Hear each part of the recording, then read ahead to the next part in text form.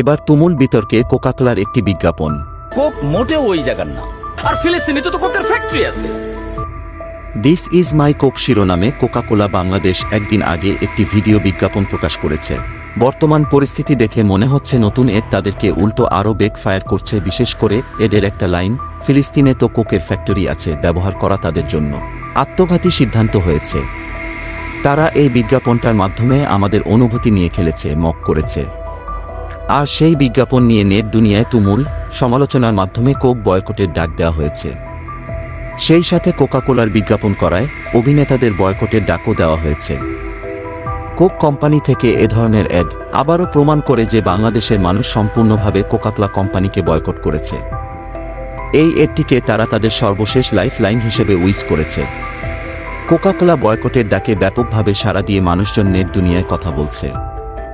আমরা যদি ধৈর্য ধরে আরও কিছুদিন কোকাকোলা বয়কট করতে পারি, তাহলে তারা বাংলাদেশ থেকে তাদের ব্যবসা গুটিয়ে চলে যেতে বাধ্য হবে। মনে হয় না কোকাকোলা বাংলাদেশে আর বেশি দিন তাদের বিজনেস চালাই যেতে পারবে। বর্তমানে যে পরিস্থিতি তা দেখে মনে হচ্ছে নতুন এড তাদের জন্য উল্টো আরও হিতে বিপরীত হয়েছে।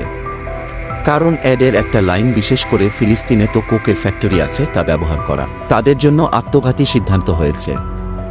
বিজ্ঞাপন ভিডিওটায় তারা বলতে চেয়েছিল যে ফিলিস্তিনের ভূমিতেও কোকাকোলার ফ্যাক্টরি আছে। অথচ আমরা জানি ফিলিস্তিনে কোকের ফ্যাক্টরিও তৈরি হয়েছে, ফিলিস্তিনিদের উচ্ছেদ করা জায়গা দখল করে। এসব বিষয় কিন্তু তারা বলবে না। তারা এই বিজ্ঞাপনটার মাধ্যমে আমাদের অনুভূতি নিয়ে খেলেছে। সাধারণ পাবলিকের সিম্প্যাথি আদায় করার চেষ্টা করতে গিয়ে, মিথ্যা তথ্য দিতে গিয়ে তারা হয়তো তাদের কম্পিটিটর ও শিক্ষিত তরুণদের কথা ভুলে গেছে যে কেউ না কেউ সত্য তথ্যটা সহজেই বের করে ফেলতে পারে। আমার কাছে একটার আইডিয়াটি মোটেও ইফেক্টিভ মনে হয়নি। জাস্ট কোনো রকম বিপদ থেকে বাঁচার বৃথা চেষ্টা বলে মনে হলো। আপনাদের কাছে কি রকম লাগলো তা কমেন্টে জানাবেন। কিন্তু এখন দেখা যাক তাদের নেক্সট বাঁচা মরার মুখটা কেমন হয়।